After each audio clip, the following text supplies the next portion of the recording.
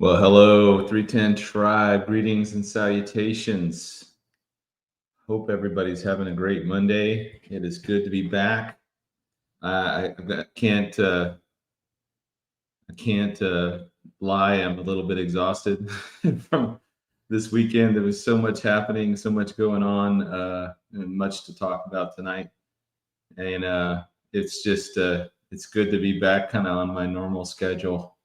So, hello to you, Lisa, and Peach, and Emmaus Road. I'm trying to think who else we hung out with this. Ashley, there's just a ton of people. Katie, a ton of people we hung out with this weekend, and it was just good to run into folks all weekend long. And people would always come up and say, "Hey, I watch you all the time." I'm not in the chat, so I know there's probably you guys in the chat are probably the tip of the iceberg for the audience itself. I don't know where we are tonight, but I think we were. Let me double check this. We should be streaming live on Facebook as well. Let me double check that. But I think we are. Hey, we hit 20,000 subscribers. So thank you guys for making that happen. I don't know what that means in terms of YouTube stuff, but milestone. I started off with a small WordPress when I came off of Omega Letter. I had, I think, 50 people came over to WordPress, and then from there went to what did I go to? Wix, which is the new platform that I'm currently on still, and that's grown slowly but surely from 50 people to, I don't know, it's almost 6,000. If you got to take 1,000, you take about 500 people off for like the spammers and the trolls and stuff. But yeah, it's cool to be just having arrived at this. It's very humbling and honoring. So, hey, Ashley made it, and my mom's in the house. Hey, Mom. Kelly, uh, Coco. Who else we got? Catalin, Sir Pierce, Keegan, Ghoster, Jan, Becky, Lisa, Hammer Time, Annette. Got to hang out with Annette too. Preston, Tom, Suzanne, Beverly, Amy, Brooke, Cavalier, Heather Christine, Jason Garza, Beth Ann, Jessica. So cool hanging out with everybody this weekend. Hopefully, if you didn't get a chance to say hi to me, shame on you, because I was totally there, totally available. I'm just kidding. No, I think most people did. Most people came up and said hi and got to hang out with quite a few folks and got to meet some new people this weekend that I'd never really talked to. Some of the side interviews were with some folks I'd never really talked to or met before. But I just wanted to say thank you to everybody for making this channel, what it is. It's a tiny little community in the internet, and trying to make this a friendly place to be where we can come in fellowship. And I do empower my mods to kick off the trolls and the haters, as well as in the comments. I'll do that as well. I mean, because there's so much of that out there. We don't need that in here. But anyways, all that to say, I do want to address this with Facebook, though. I am trying to do more. If you can join the Facebook Rev 310 site instead of just my personal site, I'm slowly going to be moving everything over to the 310 website or the 310 Facebook page. And that's going to be kind of the main hub for all of that I do. And I would like to get back to my main page just being, my personal page just being mostly family or close friends and things like that. And man, there's, I don't even know how many requests in there. There's over 100 friend requests. I was more than that. I know that, but and if I don't get to it right away, I'm just really trying to get everything more over to the 310 side. So if you've been on my page for like a year or longer, you're welcome to stay. I'm not closing it down or anything, but I'm just telling everybody I'm migrating. Most of my activity is going to be moving over to the 310 side. So Debating on closing the PO box down. It costs a couple $100 a year to keep up and running. I don't know if I want to, with as much traveling and stuff as I'm doing, and it doesn't look like I got the position here in Texas, so I'll probably be back on the road, by the end of the month for sure. So that is what that is, and the Lord knows what He's doing. He's closing doors and opening doors, so I'm just going to roll with it, and He knows better than I do. So thank you guys for the prayers and everything so far going on with that. Well, tonight, I am going to talk mostly wars and rumors of wars, but I did want to lead off with this because I found this absolutely fascinating. And I am going to, yeah, Dora. No, I'm going to keep the YouTube, Dora. I will keep YouTube, but it'll simultaneously stream through Facebook on the lives. But I'm also talking about this, doing the bulk of my posting and whatnot is going to be really geared to the in terms of posting information or articles, things like that. I'm going to shift that more to the 310 page. But I found this on the Real BP Earth Watchman, and I don't know if you guys subscribe to his channel. He does a really good job. At least I didn't really find him until this 3i Atlas, stuff became, in the news. I guess going back to July. There's a few guys I watch for 3i Atlas stuff, or really any of the comets or cosmic stuff happening. So there's BP Earth Watchman. There's Mr. MBB333, Stefan Burns, the Angry Astronaut, who I love. I love that channel. Anyways, if you aren't subscribed to those channels, they're not Christian. They don't propose to be Christian. They're just informative places if you want to get real news on what's going on without all the hype. I think these guys present the best information out there. Now, Mr. MBB333, some of you who don't know him or don't know him, he does more than just the cosmic stuff. I mean, he does stuff going on in the atmosphere. He does earthquakes. He does weather phenomena. He does kind of everything. So he posts all the time. He is a fantastic source. I really like watching him. If you want more of commentary, intelligent commentary, Stefan Burns and Angry Astronaut really get into the kind of why something is happening, and they do a pretty good job of detailing that. And then BP Earth Watchman, he does more of kind of a macro view of things, but he does get into some of the details, and he is pretty knowledgeable on a lot of things too. So, but here's from BP Earth Watchman, and I had been paying attention to what was as 3i Atlas was coming into the inner solar system past the inner asteroid belt, and it was making a close flyby of Mars, that we have satellites. We have satellites going around Mars, kind of taking images and videos and all sorts of stuff that satellites do, orbiting Mars. There's also a couple of the rovers, I think, Perseverance, and there's another one there, I think, that are there. And then the European Space Agency has very powerful satellites and feeds that they also feed through for Mars. I don't know if their stuff is orbiting Mars as well. It may well be, but it's interesting. As 3i Atlas came the closest to Mars, we had the government shutdown happen, and then we had kind of this blackout of information. A couple of real grainy videos of 3i Atlas was shown, and it appeared cylindrical, but it wasn't. It's not a cylindrical shaped. It's just the way that the camera, when it's taking a photo of something that's moving incredibly fast, it has that kind of a residual image behind it, so it appears cylindrical, but it's not. So I'm going to read this verbatim from his. This is off his transcript. And he's talking about the HiRISE. This HiRISE are these satellites that orbit Mars. So he says, and again, HiRISE is a very good camera. So they're getting they were getting some good images. I mean, it shows it's orbiting around Mars, but sometimes they'll turn it towards the Earth and towards the moon, and you'll get beautiful images.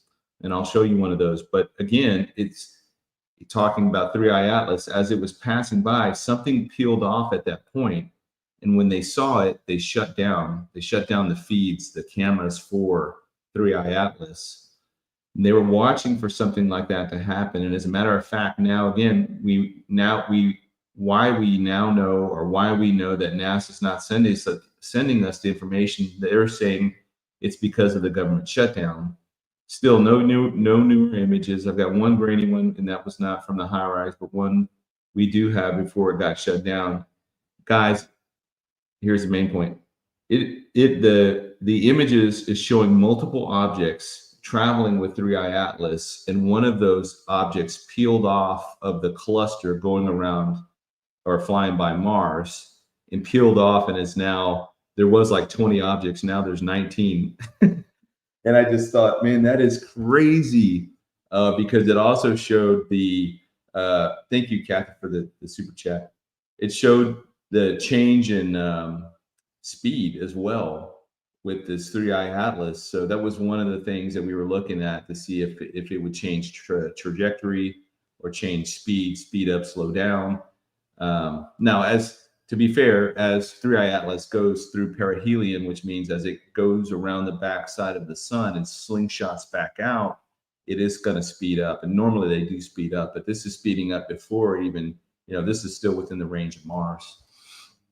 So I thought that was fascinating that one of the objects that was in this cluster now peeled off and is in the vicinity of Mars somewhere, doing something with what we don't know.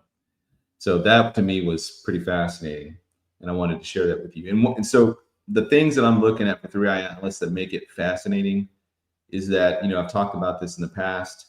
It's coming in at a very shallow ecliptic plane. So if this is the ecliptic plane, it's like 5 degrees off of it. So it'd be like, again, throwing a stack of papers off the top of the New York Empire State Building, and shooting a bullet, right? And the bullet skims the face, like the flat face of a sheet of paper, just kind of like the random chance that would happen out of all the stacks of papers. So it's coming in at a very shallow angle, approach angle. And imagine like our solar system, the Milky Way, even, just as a sheet of paper in this vast universe that's just, I don't know, floating or whatever we do as a galaxy, spinning. And this thing, normally these objects, when they come through, these comets and asteroids, they come at all kind of weird angles, very rare. In fact, I think this was the only one where it's been coming in so flat. And then it hasn't changed its trajectory. So when Oumuamua came through, it was deviating, kind of zigzagging or whatever, up and down, by, I think, somewhere 10 kilometers, back and forth. The Hale-Bopp comet, I think, was 100 kilometers that was zigzagging and moving around. This thing is like locked in, laser focused, no deviations whatsoever. So that's kind of an odd thing for it. And then obviously the exotic materials, the nickel, no iron, the lack of sublimation, or it's sublimating in the wrong times. It appears different colors. It's been green and it was red. And anyways, it just is a very, very weird interstellar object, right? And so I think Avi Loeb, the Harvard scientist, was right to say that we should not completely discount it as artificial or having, being guided by some type of intelligence. But at the same time, we're not going to come out and say it's Independence Day right off the bat, obviously, but we should not rule it out either, that it could be something that is being driven or being controlled by some other entity. So I just wanted to share that with you because I just caught that tonight and I thought that was pretty fascinating. All right. So let's talk about wars and rumors of war. And 2025 has certainly been a very exciting year, to say the least. The world is undergoing a volatile transformation from the third industrial revolution, which we're coming out of, and going now into the fourth industrial revolution. So the third industrial revolution obviously goes from about the 1970s through the early 2000s. This is the era marked the shift from mechanical and analog technologies to digital systems. It's driven by the rise of semiconductors, computers, the internet, which all have revolutionized communication, manufacturing, information processing. And then on top of that, it's now being able to give the software to the hardware for like robotics and automation that we didn't have before. In the past, say in the 1970s and I don't know, 60s, 70s, and 80s, we had systems that began to take the place of humans in, say, factories. So if you had if you remember the Laverne and Shirley show, I think they worked in a factory where there was, go back to I Love Lucy, and she's working, the comedy sketch where she's working and there's a conveyor belt. She's having to, I don't know, it was pies or something she was messing with. And then she gets behind and everything just kind of gets messed up from there.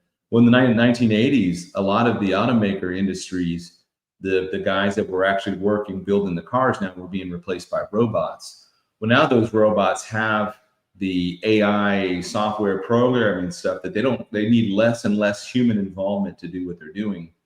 And anyways, a lot of, we used to think that blue collar jobs like that, and primarily in manufacturing, were at risk. But if you were going to law school, or you were going to be a doctor, or you're going to be whatever, oh, you were fine because the robot couldn't replace that. And that was like, 100, 200 years into the future. Well, now, especially within, law firms or whatnot, not to say that they're all doing this, but it's much more efficient. I put it this way. If somebody was going to start a law firm, that they use this AI software, chat, whatever they use for it, that could replace, 2 or 3 or 4, legal aids. And now you're not having to pay these people. You're also not having to mess with any of the HR stuff. These things work 24/7.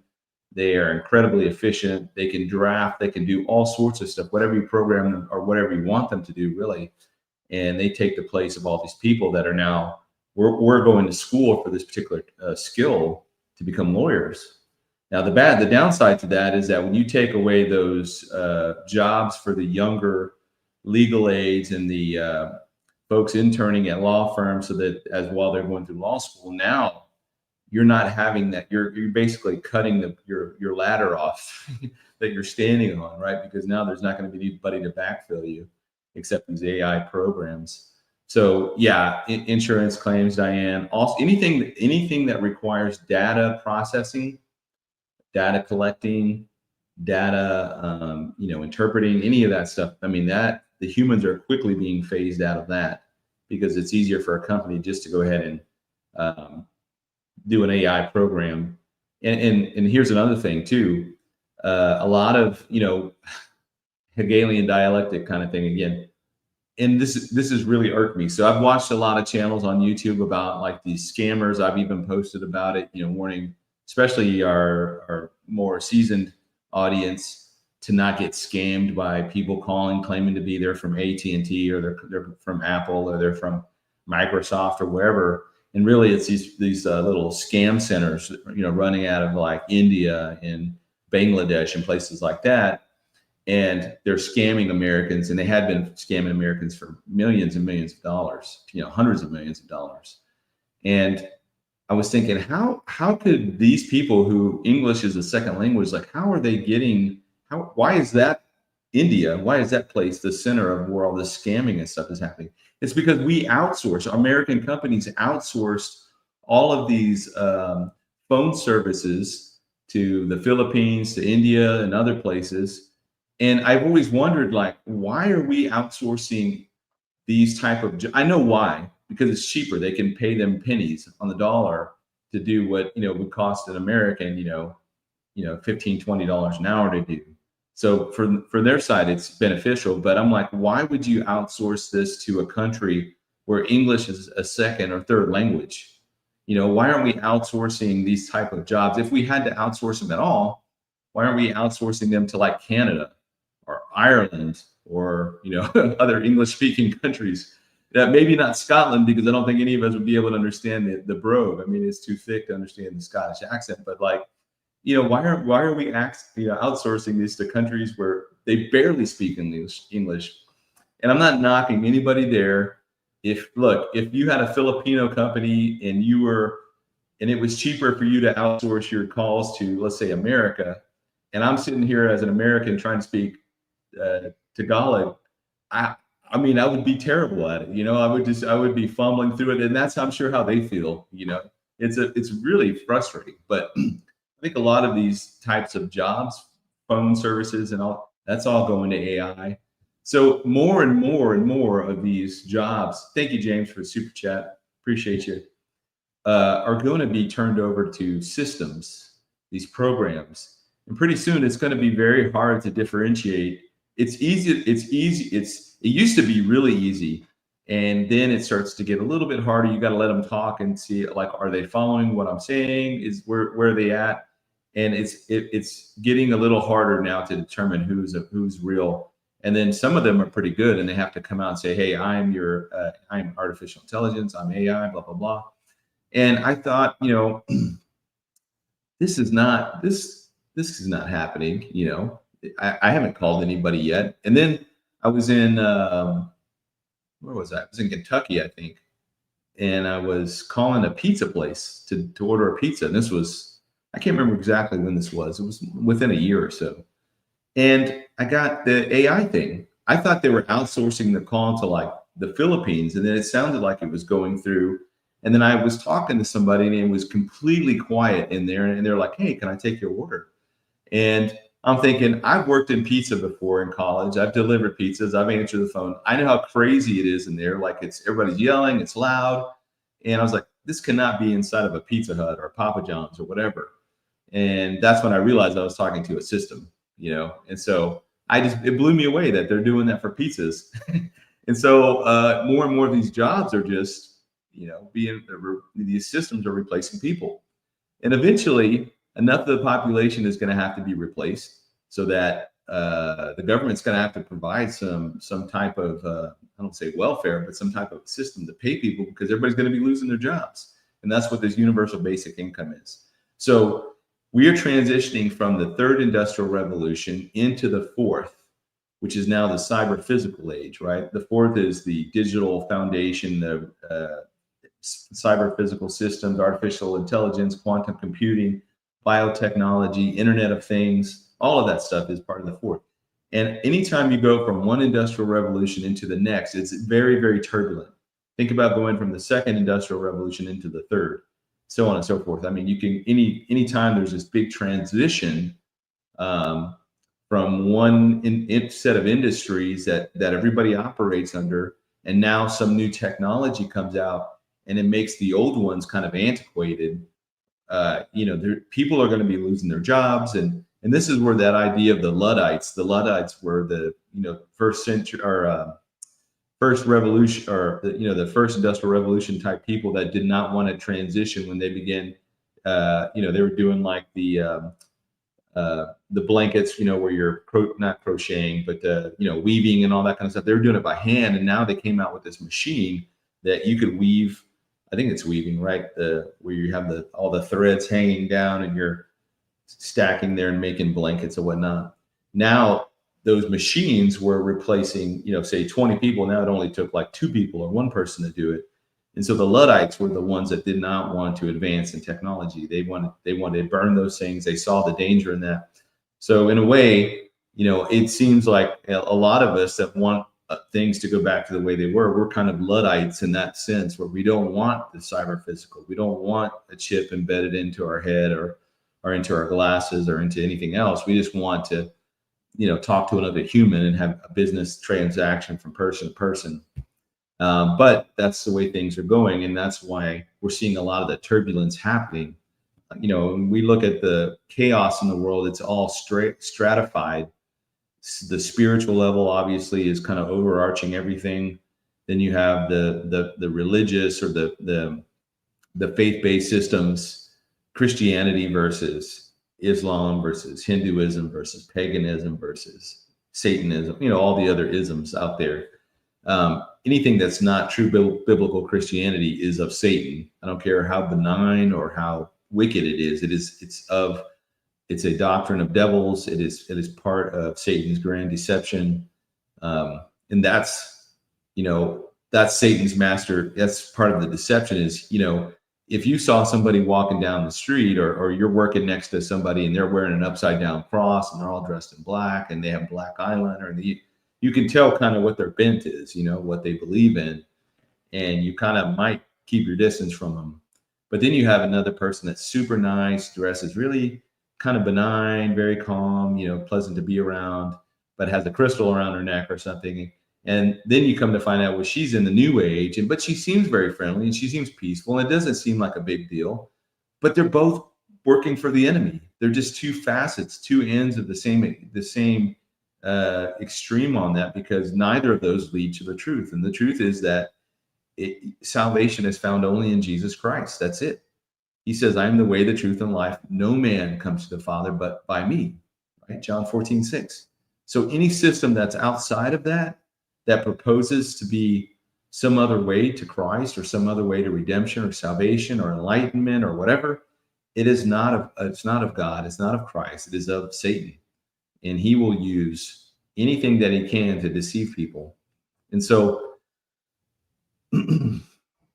we are in this very turbulent time with a lot of different changes. Nations now fighting against nations, and there's wars and rumors of war. So I wanted to talk a little bit about that tonight. We have conflicts in the Ukraine, obviously between Israel and Gaza, or Hamas, that's just now kind of ending. You had Israel versus Hezbollah, Israel versus Iran versus the Houthis. You have, that Pakistan just launched attacks against the Taliban, which is crazy to me, having lived over there for a while, because the Pakistani ISI, their intelligence services, were the ones that kind of sheltered and gave sanctuary to the Taliban while they were fighting us. Well, I will say that how we pulled out of Afghanistan was embarrassing, and it caused me my PTSD to flare up during all of 2021 when it was happening. And from that point on, I quit watching the news. Like I used to have it running all the time. Now I don't turn it on at all unless there's some breaking news story or whatever. But the ISI and the Taliban were real tight. But as soon as we pulled out of there, and it's just those guys, they'll just start fighting each other and killing each other. So that obviously flared back up. You got Ethiopia and Egypt. You've got Haiti with all the criminal gangs kind of taking, control over basic 80% of Port-au-Prince. Unrest throughout the Middle East, a lot of destabilization throughout the Middle East and in the Far East. We had a lot of political drama this last year with Korea, where their prime minister the president was ousted. He declared martial law for some reason. And then the military kind of revolted against that. And then Parliament sacked him, and then sacked the person replacing him. And then she was let go. And then they brought in now this progressive kind of leftist, he was opposition. Now he's in charge of Korea. So that's not good for Korea. And anyways, there's tensions with China, tensions, between China and Taiwan. I mean, there's stuff happening all over the world right now, and we're in a very volatile time. I want to start this off with talking about kind of the winners and the losers this year. And for the winners, obviously, the biggest winner in anybody's book right now is going to be Donald Trump. His peace deal that he's arranged between what's left of Hamas, or the Palestinian Authority, and Israel. It did bring all of the living hostages home, but there is a violation, because they also said, hey, we want all the bodies, we want all the remains too of the dead hostages as well. And to my knowledge, they were only able to find 4 bodies, and I guarantee you they're probably not going to find any of the rest of them. So right there is already a violation of this agreement they have between Israel and Hamas. Now, most of Hamas is already dead. Most of their leadership is gone. We're talking about, these would have been like the aide to the assistant of the associate to the, on and on and on to some important guy. They're like 10 guys removed, because the top 9 layers of Hamas were already killed. So I don't even know if these people are in any position to make any kind of deals anyways. And so it looks like what's going to happen is Gaza is going to be turned into some kind of an international force or location. And, I think this is a terrible deal. Well, I am thankful that they got the hostages back, the living hostages. For that, I am thankful, and I know that Israel's thankful for that. But it is not going to produce this, eternal peace that Trump's talking about. That's not going to happen. Um, yeah, Brooke, all the females. There was only males left, and I'm pretty sure they unalived all the females because they didn't want the females talking and telling what they did. But yeah, so regardless, Trump has made this deal. He's able to bring together a bunch of different parties that normally wouldn't have anything to do with each other. And I will say this: some people were mentioning this about Qatar, the Qataris having some type of an air base in Idaho. They're not having an air base. It is a flight training program for a particular airframe. Australia had this for a long time with the Saudis. They had flight schools in Saudi Arabia. There was students going to flight school at Fort Rucker, Alabama, from Saudi Arabia. And now it looks like they're doing some type of an exchange program or some type of a flight training program up in Idaho. And I don't know. I don't think that's a good idea anyways, just because I've seen these programs, when they run these programs, these guys come over and sometimes they just disappear. They're in the program one day and the next day they just don't show up for class. And they're like, hey, what happened to Mohammed or whatever the guy's name is, Abdul? And they can't find him. And then that person's just gone. So it's not the first time we've had foreign students in the United States training. We did that a lot in Fort Sam Houston and San Antonio. We had a lot of foreign students come through for various medical training programs. They disappear too. So it is not that uncommon for them to disappear. And I'm not saying that's a good thing.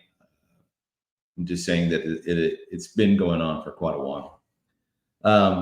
So he's got that going for him right now, right? And then domestically, Trump has been really cracking down on Antifa and these far left progressive groups that are Marxist and socialist and anarchist and whatnot. And this is different this time. And this is one of the things I do think he's doing well, and I do applaud this because it's long overdue. He's not just going after the street level agitators, the foot soldiers of these groups. He's going after the money sources. He's going after the ideologues that are driving this. So Mark Bray is the guy that wrote the anti-fascist Antifa book. He was a Rutgers professor. Now he and his family have fled to Spain because they fear for their lives. Well, I think he's afraid of getting arrested and being put on trial. George Soros, obviously, with his Open Society Foundation, they are now really the Justice Department is now really looking into all the money, and I mean they're going to like Glenn Beck and asking him, hey, fill us in on the last 20 years of all these movements.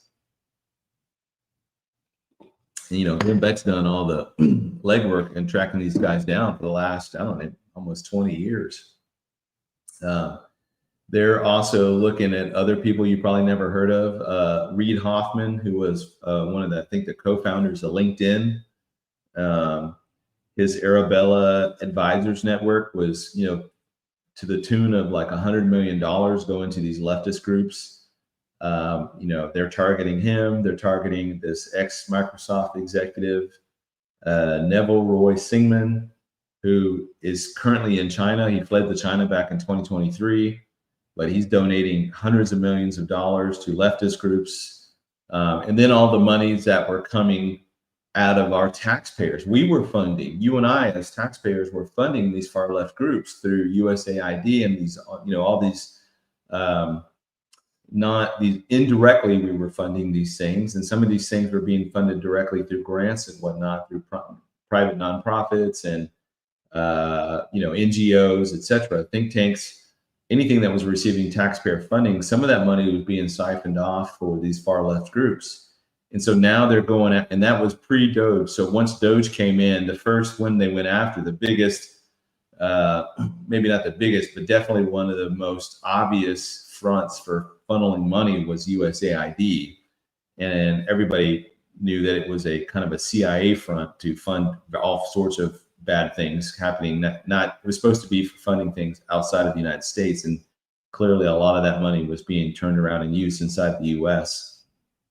And not only that, but now he is doubling down with his federalization of troops and resources and law enforcement within these major Antifa hubs like Chicago and Portland, and he's not going to stop there. He's going to go after anywhere Antifa is protesting and rioting, especially with these ICE facilities and these federal facilities.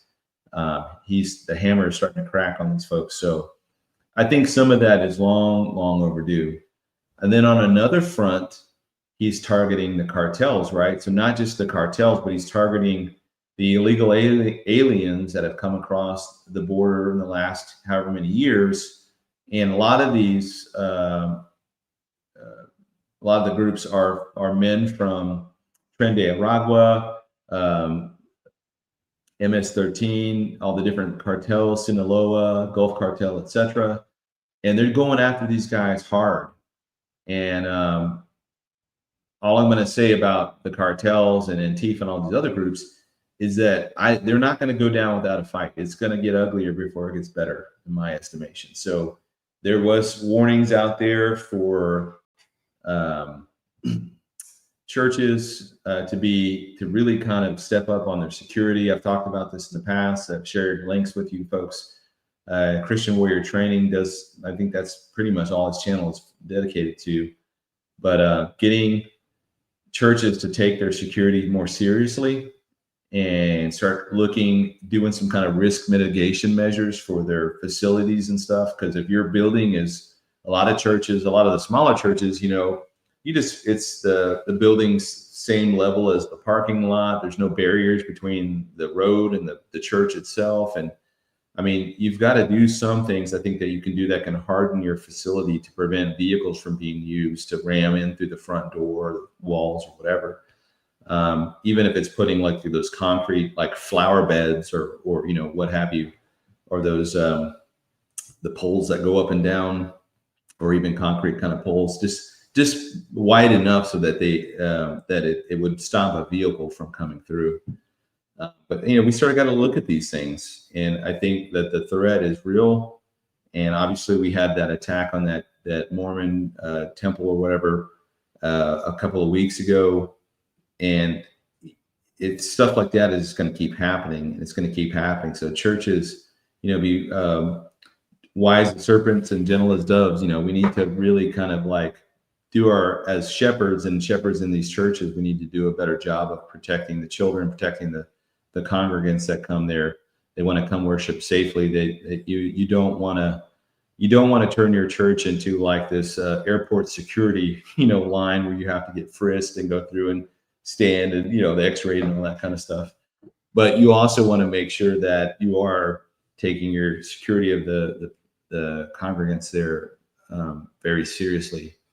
So these groups that Trump's going after, long overdue, but they're not going to go down without a fight. So I think that we need to do our due diligence in being very aware of our surroundings. The whole left of bang idea of looking for things that don't look right, that don't smell right, your spidey senses are tingling when you see somebody. You don't just push that off and ignore it. You need to talk to somebody, talk to one of the elders, talk to one of the deacons and say, hey, I don't know why I feel like this, but this guy's, it's 90 degrees outside and he's got a jacket on. And so, maybe they can pull him aside and say, hey, what's going on? What do you have under your jacket? But it could be done smartly. And it's not necessarily, it is profiling, but profiling does work. And you're not profiling people based off of their skin color or anything like that. It's just how they're acting. And if they're acting bizarrely or they're acting in a way that is not normal for the situation, then you should definitely take those kinds of things seriously. So the cartels, he's also through this tariffs, he's been able to wield a lot of influence through these tariffs. One of the tariffs that just came up here in the last day or so was with China. China came out and has said, hey, they are really restricting access to their rare earth minerals very aggressively. And Trump responded and said, okay, well, we're giving you 100% tariff on everything starting November 1st, unless we have some type of negotiations on your rare earth minerals.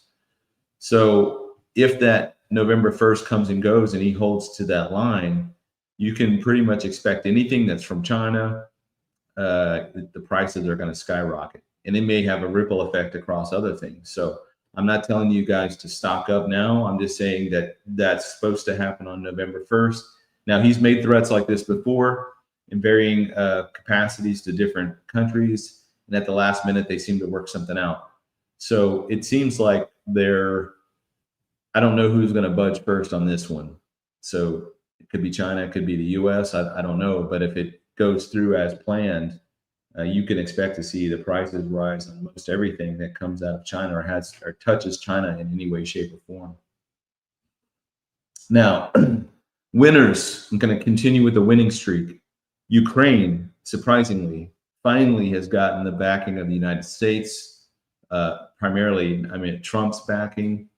And it seems like they were almost, a done deal, not even 6 months ago. And now it seems like they are going to at least hold their own with the backing of the United States. Now, obviously, that does come with its own set of risks, because if the U.S.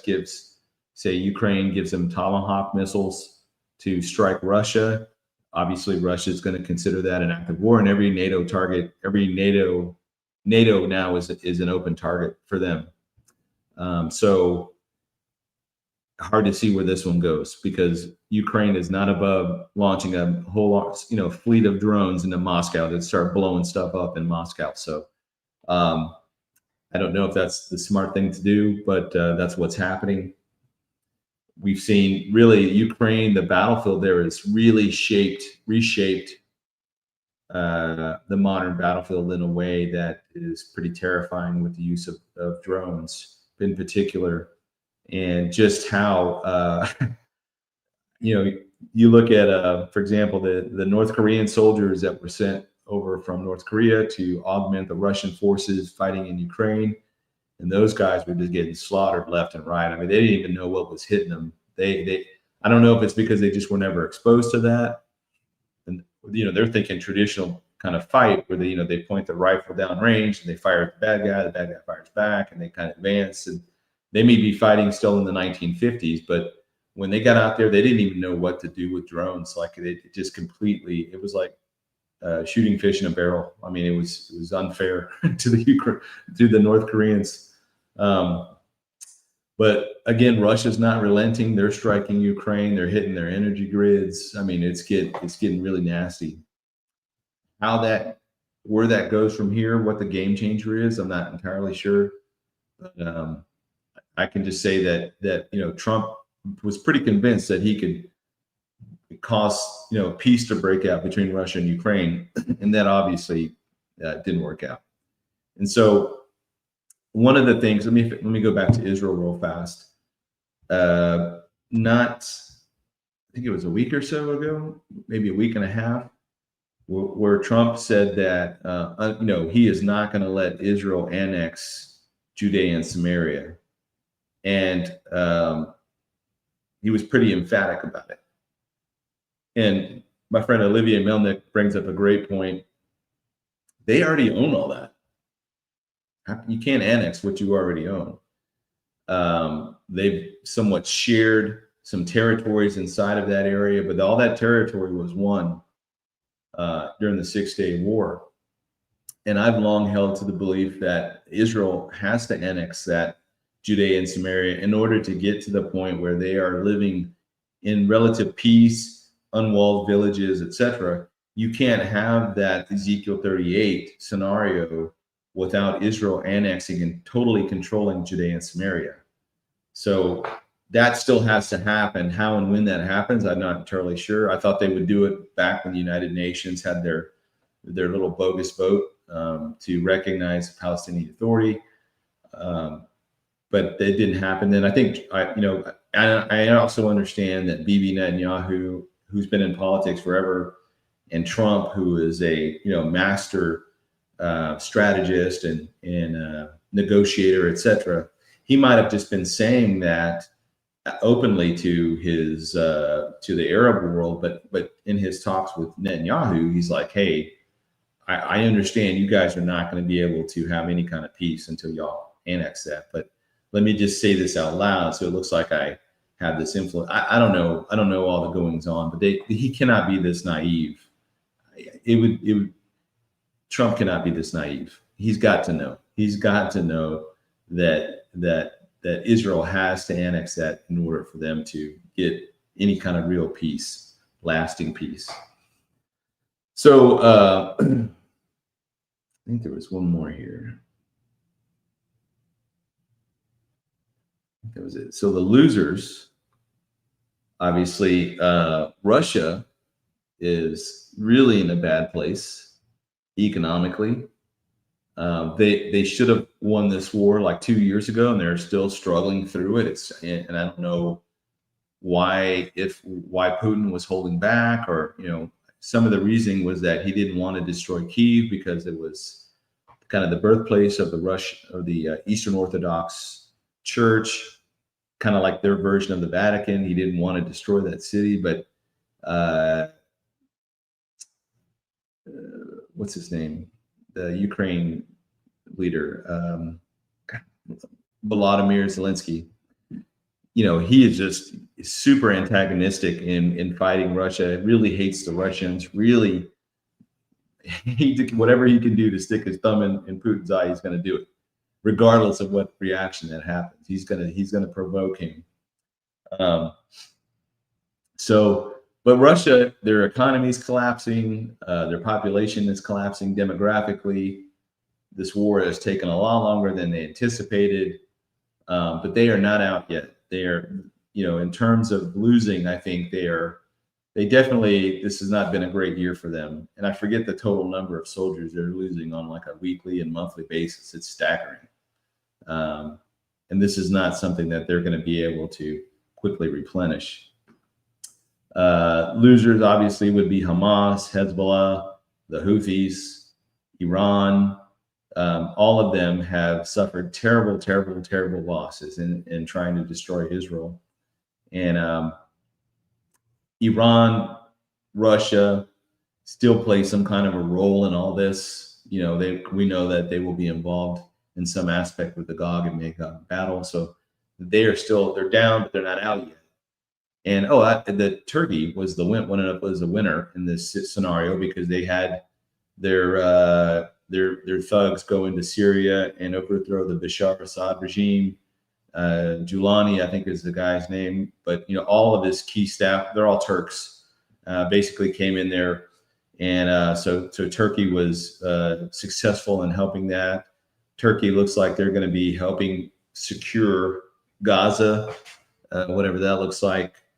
And they've proven themselves to be kind of power brokers in the Middle East this year, but we know that that's not this supposed winning streak's not going to last very long for them. Now, there's other conflicts going on. The Sudanese civil war, I mentioned earlier, the flare-ups between Pakistan and the Taliban. Obviously, there was flare-ups between India and Pakistan. There's still ongoing tensions with China. China is one of the losers in this year. They're losers in the sense that their economy is a paper tiger. And I mentioned this in the past, but if you think about what makes America strong, or even the West, let me just stick with the United States.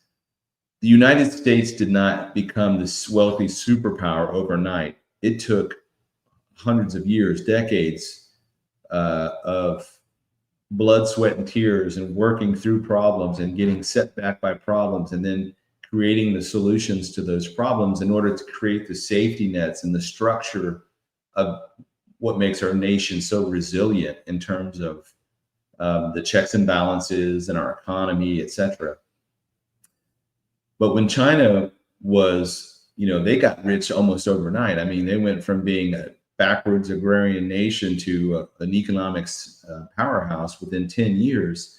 None of those safety nets and none of those structures were put in place in their economies. And you'll see, like, if you go to, look up on YouTube, these big empty cities in China. China's built these massive cities, just massive cities. Nobody lives in them. And there's been people that have actually gone out there and videotaped themselves out there, Chinese going out there exploring and whatnot. And the concrete, for example, in a lot of these buildings, like you could just break it off with your hand, or, they are not up to code. So they're probably not very safe to live in because they were thrown up so cheaply. But they were doing that so that they could just give people jobs, to create jobs. And it looked like there was prosperity in China was on the rise. But in reality, they weren't, because those structures were just kind of thrown together. And I guarantee you, one little 3.0 earthquake is going to level those cities, because they're just kind of made out of the cheapest concrete. And then you have the case of there was an impromptu inspection with their missile forces. Come to find out, a lot of these missiles that they have on these parades and stuff, these military parades, they're like, instead of gas, they're filled with water. Like, they don't even launch. So a lot of this stuff is just show, to show that they have some kind of, they're a mighty force, and in reality, they're not. And one of the things I laugh about is this idea that China would be able to invade the United States. Think to that movie like Red Dawn. If you remember the 80s movie Red Dawn. In the 80s, it was the Russians. I think they did the remake. It was like the North Koreans or somebody. But the reality is that in order for you to move an army from there to here across the Pacific is an incredibly difficult thing to do. It is incredibly difficult. You're talking logistics. I mean, it takes years and years of planning and training and precision training and working through the logistics. And in one sense, it's true that if somehow China was able to transport all of their soldiers here in America, we would probably run out of bullets before they ran out of soldiers to throw at us. And there's a lot of truth in that. But they couldn't get them here. That's the problem. Now, they have a large Navy, even a larger Navy than we have, but most of those boats are not geared for these massive troop movements, nor are they able to feed those troops on the way, or all the logistics that go in moving them. And not only could they move, if they even tried to move them, I mean, we destroy more than half of them before they even got halfway across the Pacific. So the logistics is incredibly difficult in fighting war. That kind of leads me to think, why this massive army, the kings of the East, in Revelation, was it 15, 16, somewhere there, they're moving across land. And so China, if you think about it, China's boxed in on the ocean front.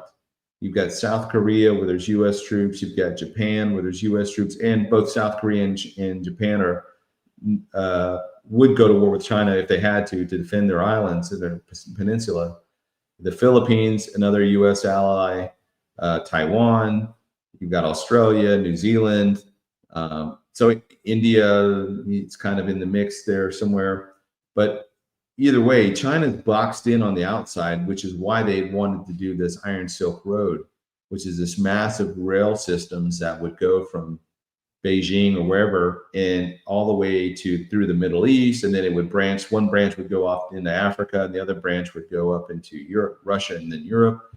And I don't know where they are on that. They've still got to try and get through Afghanistan, which again is problematic because it's full of the Taliban and these all the other tribes there that are all warring against each other.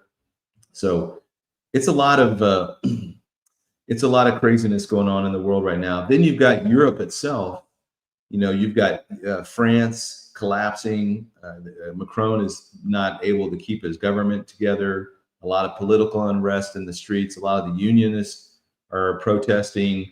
There's the Islamists. You've got Antifa. You've got a lot of different factors in France going on. They're all going nuts at various times, always protesting. Same thing with the Netherlands. It's huge Islamic population there now, and they're very hostile to Dutch culture, European culture, Western culture in general.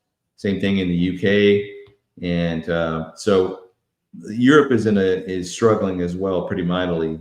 And I don't see that really changing until Gog and Magog happens. And again, I think that's going to be all of these Muslims, middle age or military age males. They're going to have this call to arms by Turkey or by whoever. They're all going to start moving against Israel at some point in the not too distant future. I think Pastor Gary's in the house. What's going on, Pastor Gary? You know, I offered to wrestle with him and fight him there in the pre-trib conference, or not the pre-trib conference, at the Prophecy Watchers conference, and he's like, no, you're really gonna have me beat. I know you're too much for me. So he gracefully bowed out from a, no, I am totally kidding. I'm the one that bowed out. I was like, yeah, you're a 7th degree jiu-jitsu guy. I'm not even gonna go there. Anyways, it was good hanging out with him. His daughter was there with us, and good people. Okay, so Sudanese civil war still going on. It's 3rd year. You have Ethiopia, the Tigray fighters against the government. You've got Ethiopia and Egypt having issues because Ethiopia controls the waterhead for the Nile River. And I believe they either built the dam or they're building this dam that would basically start to close off, or they could control the flow of water through the Nile that flows downstream through Egypt out into the Mediterranean. And so that certainly would be problematic for the Egyptians. And I think that they would go to blows over that. So I've lost the bubble on that. I still know that it's still a problem for those guys. Another issue that is not talked about hardly at all, but Turkey has dammed one of the rivers, or maybe one or both, of the Tigris or Euphrates. I have to go back and look at the map on that. But they control that water that flows through Iraq down into the Persian Gulf. And they're using that to generate power, but it's also cut the water off considerably to Iraq, which is why in part we've seen some of it dry up over the last couple of years. But I think somehow that dam gets blown up or gets destroyed in one of these earthquakes, because it turns into this mighty waterfront again that ends up becoming logistically becomes a problem for the kings of the East. So God has to supernaturally dry up that river once again. I don't think it's dried up now, fulfilling that future event there in the trumpet judgments. I think what's going to happen is that dam gets destroyed, and it really makes that water pretty unpassable. I don't know what the damage would be downstream. Obviously, it would flood like crazy, even through places like Baghdad and whatnot. But it seems like that water is now becoming, and it will become an issue after this dam is destroyed. And so it seems like that fulfillment won't happen until probably the Gog and Magog conflict. And so that dam gets destroyed maybe in the earthquake that happens at the end of Gog and Magog. Maybe it's destroyed by some other way, but it definitely is going to make that river unpassable at a certain point. And then God at his chosen time will supernaturally dry up that water so that the kings of the East can cross over and march against Israel and join their fate there at the Battle of Armageddon.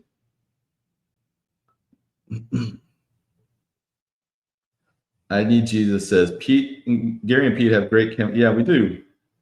It's just funny, man. Like, he and I can get together and we just go. You know, some people it's a little harder to initiate conversations with, or but I think he and I, yeah, we have pretty good chemistry that way.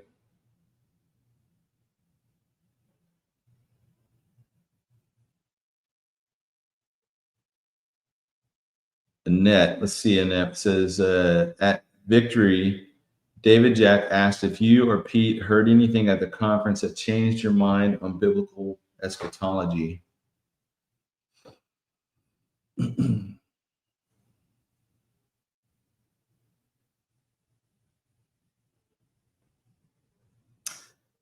A couple of things. And I didn't get to hear it. I'm hearing this secondhand.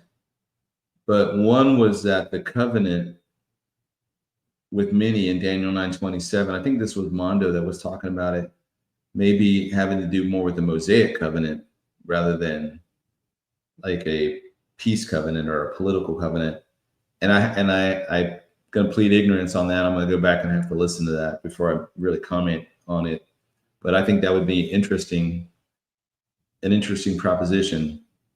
And the second one was in Lee Brainerd's presentation on Gog and Magog, just the origin of all of a lot of the countries that we hear about in the Bible, and we look at our older, biblical maps in the back of your Bibles. You'd have those maps, and it might show like Togarma. Everything is kind of centered in Turkey. Well, that's not where they really came from. They came from further north and then came down. So his presentation there really kind of opened my eyes on the migration of these early peoples out of the far, far north, or the uttermost north, down into places like Turkey much later on. But Gog and Magog it's an interesting. There's several of the players that are going to be involved there, like Cush and Put, who we know as Ethiopia, Sudan, and Libya, and Persia we know as Iran. And then the other ones are more, we're trying to figure out exactly who these are. But I tend to think that if you look at a map of the Middle East and Europe, Gog and Magog, where you think about the land of Magog, and that was really all of Russia, and it goes all the way from like St. Petersburg, Eastern Russia, all the way to the Western Russia, all the way to the far east, where the Great Wall of China was, and even parts of China was considered Magog. And so all of that area was the land of Magog. And then inside of that area, you had the Scythians, who were one of the descendants of Japheth, who was one of Noah's sons.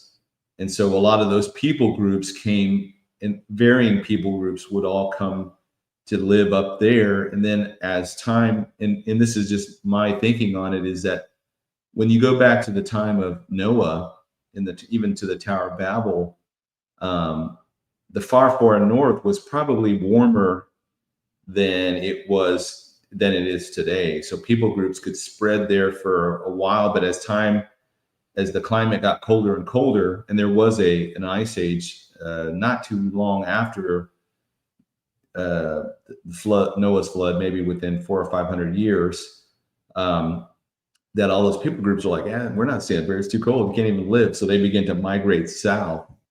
And a lot of them did collect in Turkey, Togarma, Gomer, etc. But they are not originally from there.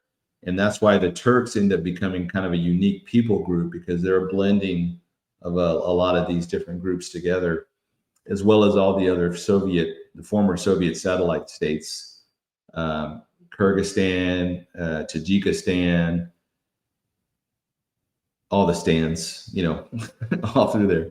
So that's he did open my eyes a lot to the kind of the origins of these people, but where these people are going to come out of, man, I think it's going to come out from every direction against Israel. And so we see that repeated at the end, the millennial kingdom, Gog and Magog just being kind of the four corners. They're coming from all these different places once Satan is loose for a short season. He's able to gather this massive army to march against Jerusalem. So to me, that is just the kind of saying the same thing, that they're coming from like the four corners. They're coming from all over. Thank you, Be in the Light, for the super chat. Appreciate that. All right, so let me go to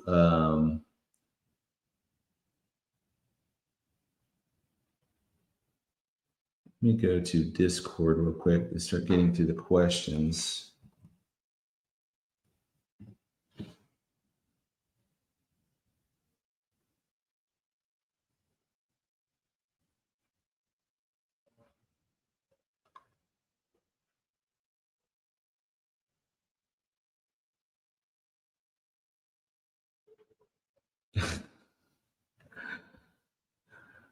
Let's see all these pictures here. Okay.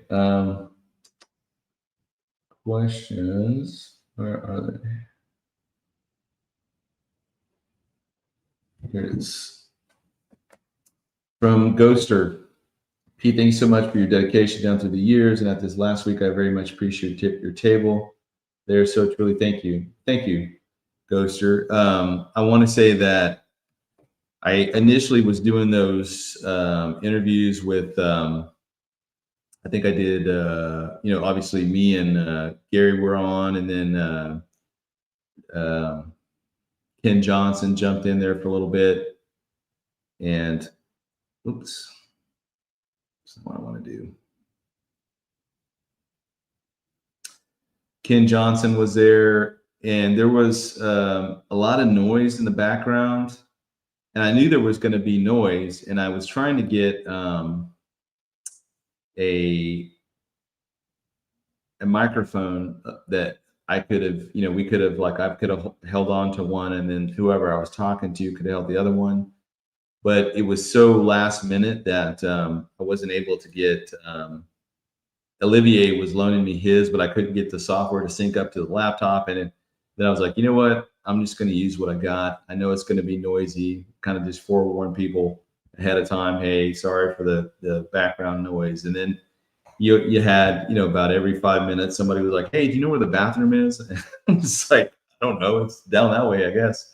Or they want to know where they get coffee, or they want to know where this. I'm just like, so we had a lot of that.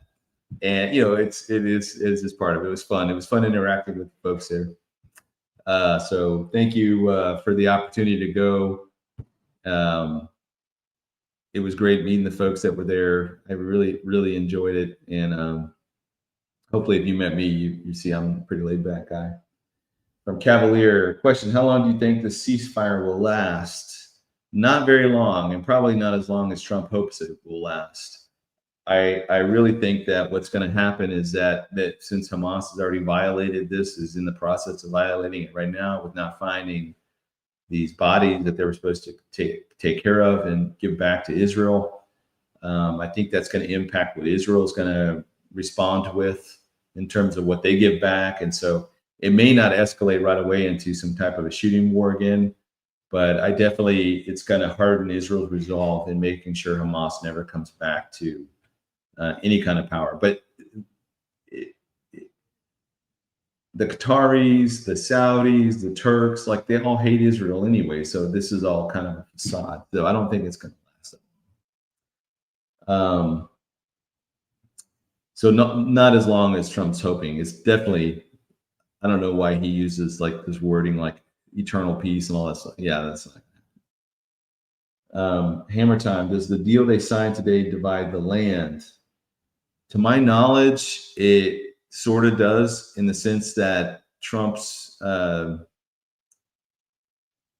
let me put it this way. As long as there's area for a Palestinian state inside of Israel to exist, the talk of a Palestinian state, a two-state solution, is always going to be on the table, which is why Israel has to annex Judea and Samaria officially and just say, hey, this land is off territory. It's off limits. You guys are not ever getting this. I don't know how that will work out necessarily, but until that happens, that's still going to be something that they're going to have to argue against. Now, what happens with Gaza, I mean, they had already given Gaza over back in 2006. So that had been ancient Philistia or whatever, It is part of the land that God gave them, but it's always been this kind of contested part of Israel that for long periods of time were occupied by the enemy.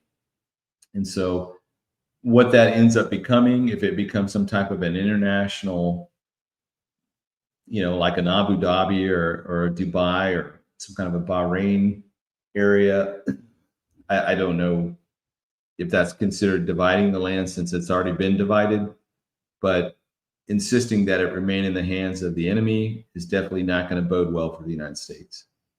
Hey, Emmaus Road, it's good to see you. Okay, Squid the Hippo. Why does God keep us hidden, lonely, if his word says that we are not to be alone? For years I'm connected in my church, but I have no friends, mate. People say that he has me hidden, but I am so lonely.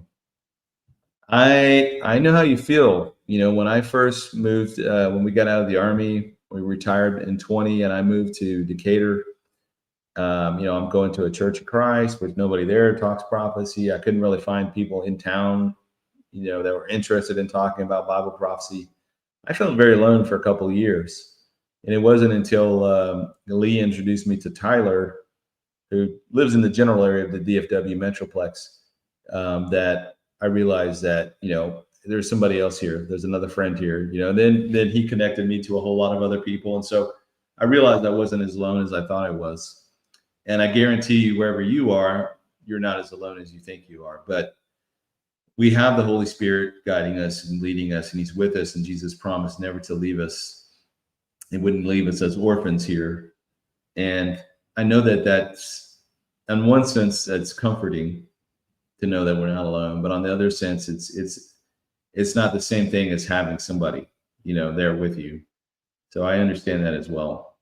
But all I can tell you is that the Lord is working through your life, that you were here for a particular time and a reason, and He has something for you to do. And what that is, that's between you and God. But I guarantee you, once you start doing whatever this thing is, then He is going to start connecting you with people. And just also pray for this too. Pray that God would bring people into your life that would be, I don't want to say a helpmate, unless that's exactly what you're looking for.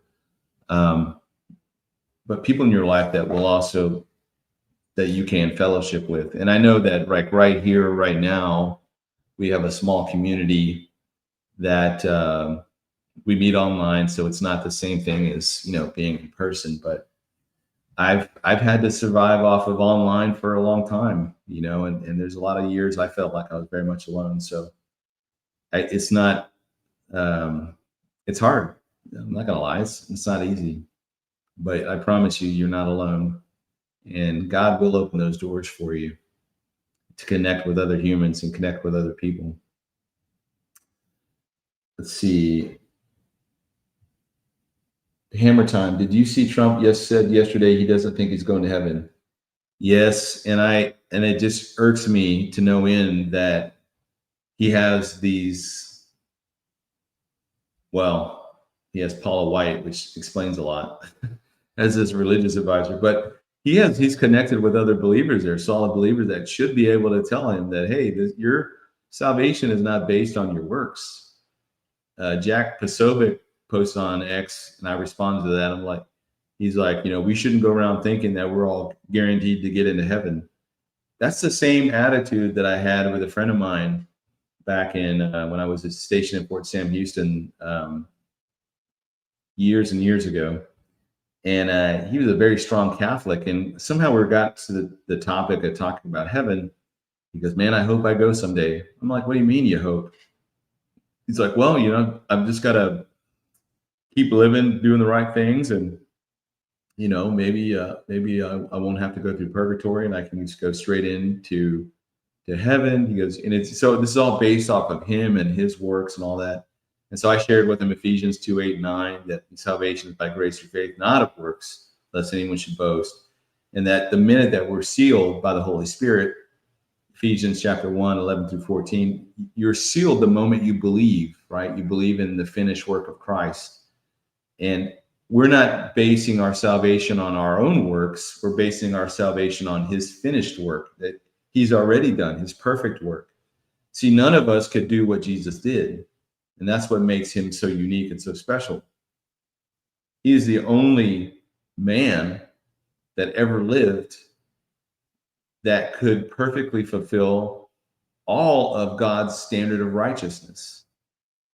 Perfectly, without error. And the reason He did that is because He is God come in the flesh. That's the incarnation, God in the flesh. And He had to become a man in order to fulfill His perfect standard of righteousness, because none of us could ever fulfill that. None of us, because of the sin of Adam and Eve. You know, we all inherit the sin nature. And I do believe, as you know, when you're under a certain age, God covers you by His grace because we don't know better. But at a certain point in our life, we are going to be held accountable for our own actions. And at that moment, if you don't know Jesus Christ as your Lord and Savior, if you're not born again, and not just saying it with your words, but really believing it with your heart that what Christ did on the cross was sufficient to pay for your sins and to save you, and you really believe that, that's when you get saved. You don't have to go to church for 40 years. You don't have to pray the rosary or donate $10 million or climb a mountain on your knees or, pray 6 times a day facing north or whatever direction you want to face. It's believing in the one that God sent and believing in his son, who is Jesus Christ. And anything that tries to put works on top of that for your salvation is adding to that. And that's something that Paul said, that if anybody preaches any other gospel than he preached, Paul, they are anathema, they are cursed, right? And what did Paul teach? That we are to believe in the one that God sent, his son. Romans 10, 9 through 13. If you'll confess with your mouth let me read this because I don't want to butcher it here. Romans 10, 9 through 13. Verse 9, that if you confess with your mouth the Lord Jesus and believe in your heart that God raised him from the dead, you will be saved. Not you might be saved, not maybe you'll be saved. He says you will be saved. For with the heart one believes unto righteousness, and with the mouth confession is made unto salvation. For the scripture says, whoever believes on him shall not be put to shame. For there's no distinction between Jew and Greek, for the same Lord over all is rich to all who call upon him. For whoever calls on the name of the Lord shall be saved. Shall be saved. You can know that you're saved. And why somebody is not telling Trump this, I have no idea. I don't know if they're afraid to tell him, or maybe they have told him and it's just not sinking in. He's got some kind of partial blindness going on. I don't know, but he's struggling with it. You can tell that this is bothering him. This is worrisome to him, that he is not,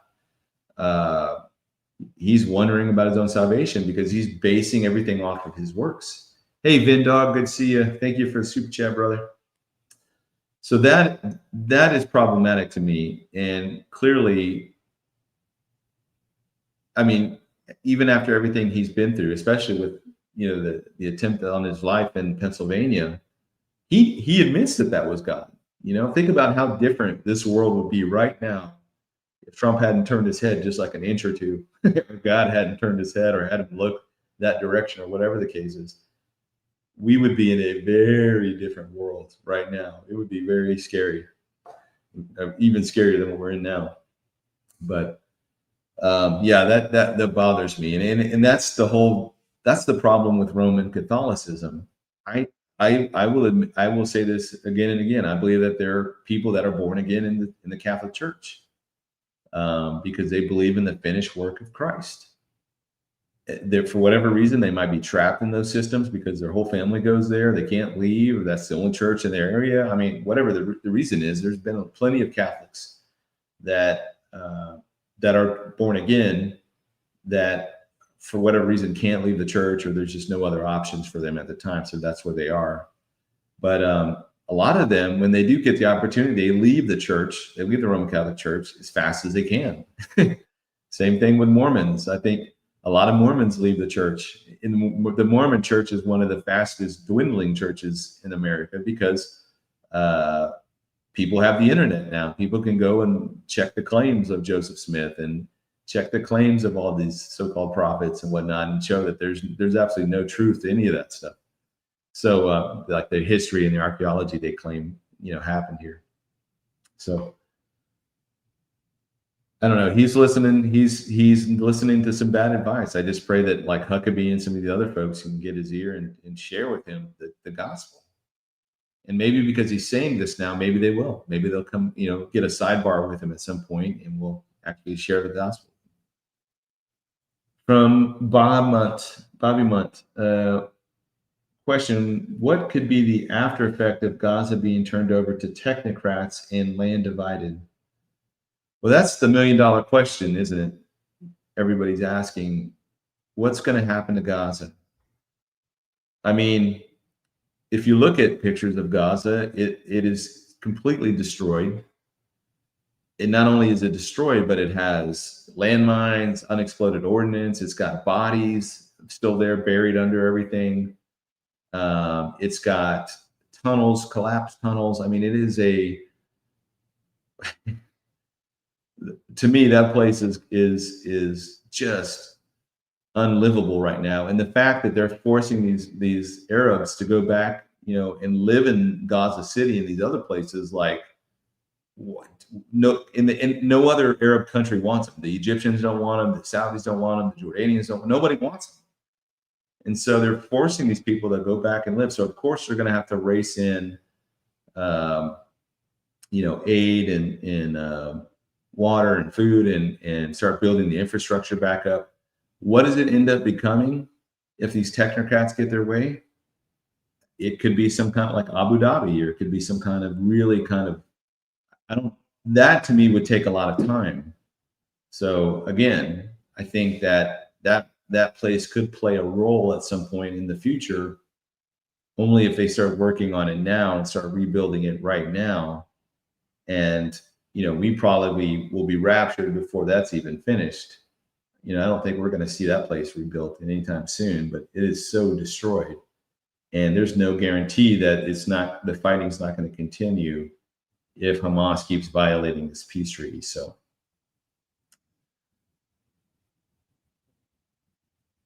Annette, Pete, rumor is you are the new poster model for Gary McKibben martial arts training gym. I should get a cardboard cutout of me that he could put up in his gym. That's what he needs for his birthday. So if somebody figure out when his birthday is, and we'll see if we can make that happen. Ghoster, question. It's a fact the USA is not in the Bible, but neither is Germany. Neither is Italy power, neither is France, neither is England, neither is all of Africa, South America. Why do people something? Okay, so we know the United States isn't in our current form, but if Germany is from the land of, if you think, and I've got to go back, I've got this photo. In fact, let me look at the photo. I took a screenshot of Lee's presentation. Okay, so let me see if I can show you guys this.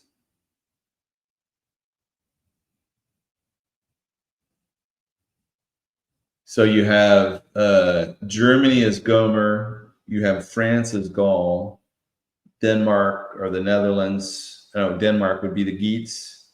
Above them was Togarma. To Russia is Rosh, Meshach, Tubal, Magog. And then you start to see that as they start to migrate down, and it does seem to be like these are the Japhetic peoples that are coming down. So Germany is listed there, but not under the same name that we know. They weren't called Germany then. France wasn't called France. So they were called by their ancient names listed in the Bible. But we know that the Antichrist, whoever this man is, according to Daniel 9:26, I believe, is it Daniel 9:25? That he comes from the people that destroy the city and the sanctuary, which we know historically was the Romans. So the Romans destroyed the city. Yeah, it's 26. And after 62 weeks, there's 7 weeks, and then there's these 62 weeks. So really at the end of the 69 weeks, the Messiah should be cut off, but not for himself. And the people of the prince who is to come shall destroy the city and the sanctuary. The end of it shall be with the flood. Until the end of the war, desolations are determined. So the people of the prince who is to come, is coming out of the old Roman Empire. And we know the Roman Empire spanned from Hadrian's Wall up and separated England from Scotland. all the way down to North Africa, and then all the way west or east, I'm sorry, to basically the border of Persia and Parthia in that area. So the Roman Empire was vast, it spread all over the place. So if you look at a map, you can kind of overlay two maps together. You can look at the map of, like, say, the NATO countries, and then look at the map of the Union for the Mediterranean, which is a kind of a transnational economic union that is all the nations that border the Mediterranean. And they're still around, and they still meet, and they still are functioning, but they're mostly, working on things like clean drinking water, education, women's rights, that kind of stuff. So they're still there, and I still think they have a role to play. But somehow there's going to be this merging of the old Roman Empire together, and somewhere from out of there is going to come this man that becomes the Antichrist, and he's the one that convenes this covenant with the many. So if, again, going back to Mondo was talking about, this may be some kind of revival of the Mosaic covenant, where the world, or this group after Gog and Magog, allows them to kickstart their temple services, et cetera, et cetera. I don't know. It may be something to do with that. But one of the things that's interesting now is we're seeing all of this peace and security, and all of this talk about peace and safety, peace and security. Trump's bringing in the council, this council of peace, and these, guys like Tony Blair are going to come in and help, kind of govern Gaza or whatever, along with the Turks and everybody else. So it seems like that's more fitting with, like, 1 Thessalonians 5, when they're saying peace and safety, sudden destruction comes, and, like, we will be removed before that. So it's certainly just, we're seeing a lot of these same nation groups that are being played. They're going to play a role here. They're just not called England in the Bible. They're not called South America or Africa, whatever. And we know in Zechariah 14 that all the nations of the world are going to gather against Israel at some point at the very end, Armageddon. So one of the things I mentioned it here in the past and on several different live streams, if you're a Jew and you don't recognize the New Testament, what's the last major battle that you see is Gog and Magog. And if you're following the chronology there in Ezekiel, chapters 36 and 37 is talking about the regathering of the nation, the rebirth of the nation after this long diaspora, the valley of dry bones and all that coming back together. And then right after that, you have Gog and Magog, this massive battle that these people are coming from every direction, marching against Israel. And then they're supernaturally destroyed. And then the next 8 chapters is dealing with the temple. So if you're Jewish and you don't recognize the New Testament, you don't have the book of Revelation. You don't have the Olivet Discourse. You don't have the writings of Paul. You don't acknowledge them as real. So to them, that's the last major battle. And they probably roll Zechariah 12 and Zechariah 14 up in this Gog and Magog battle. So that's probably part and parcel why they don't really have an issue with making any kind of covenant with anybody afterwards, because they think, hey, God's got our back. And look, we're done. This is the last major battle. Now we have all these chapters about how to redo the temple. And so for them, some covenant that comes along, or a political leader that comes along, because they think the Messiah, they don't think of the Messiah as God incarnate. They just think of him as a man like Moses or David. And he's going to, or even Trump. I mean, look at Trump. They're equating him again to Cyrus. So you see how much fanboy worship they have on Trump, because he just, somehow was able to wrangle this peace deal together with all these parties that hate Israel. And so to them, I think they think they're done, right? And that's why they don't really have an issue making this agreement with them, not realizing that by doing that, they're kickstarting the 70th week. And that is what the New Testament is going to flesh out in great detail, but they don't recognize that. So at some point, the two witnesses, who I think is going to be Elijah and Moses, who represent the law and the prophets, they are going to be showing back up to Israel supernaturally. This is all after the rapture, right? After Gog and Magog. And they are going to be pointing, I think, for example, like Moses would be pointing to everything that he wrote in the Pentateuch and how that points to Jesus. And then you're going to have Ezekiel pointing to everything the prophets did, or not Ezekiel, Elijah pointing to everything the prophets did and how they point to Jesus. And then that's going to make them incredibly hated by Orthodox Jews and the ultra Orthodox, and basically the Jews that have always rejected Christ as the Messiah. Their two biggest icons, Elijah and Moses, now are both of them are pointing to Jesus. And then you have the 144,000. I don't know how and where they come into play. Still a big mystery. We know they do, from the 12,000 from each of the 12 tribes, and these are Jewish male virgins. I don't know how that shakes out, but it does. And they point to Jesus. So you can see how much animosity that the Jews are going to have against the two witnesses, so much so that when their ministry is done, at the 1260 days is complete, the beast that comes out of the abyss, who I think is some demonic entity that possesses the Antichrist in somehow, some way, shape, form, is able to destroy these two witnesses who up until then were invulnerable. Nobody could even hurt them or do anything to them, because if somebody came up to them and tried to stop them, fire comes out of their mouth. They could, if a nation was protesting them, they could just stop the rain in that country, and it can dry up, and not just stop raining, but just dry up to the point like you would see green grass one day, and I think the next day would be like scorched brown. It would be pretty dramatic, pretty fast. And so they have everybody pointing to Jesus, and somehow these guys are so hated that when they're killed, they don't even bury their bodies. They just leave them out in the streets, and then everybody's giving each other candies and presents, and everybody around the world is celebrating. So that speaks to the technology has to be present at that time, which it is now, for the whole world to see their bodies laying in the street. And for hundreds and hundreds and thousands of years, people didn't understand that phrase, or that wording in there. How can everybody see?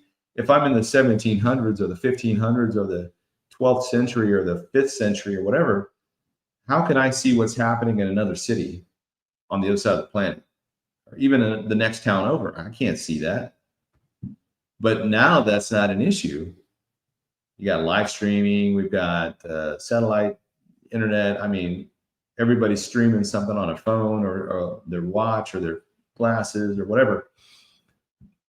It's not how it's going to, if it's going to, or how it's going to happen. It's which way is it going to happen? It's so many different ways it could be filmed. But that technology only exists in this generation. It didn't exist in any other generation. So, Angela, how do you see things playing out for Gaza in the near future? A lot of prophecy. I think I've kind of covered that a lot tonight.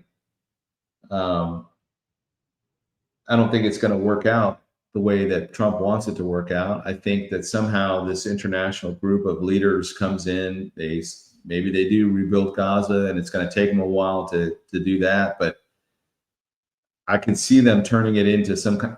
Trump is calling it like Trumpistan, or what was all the different memes they had for it.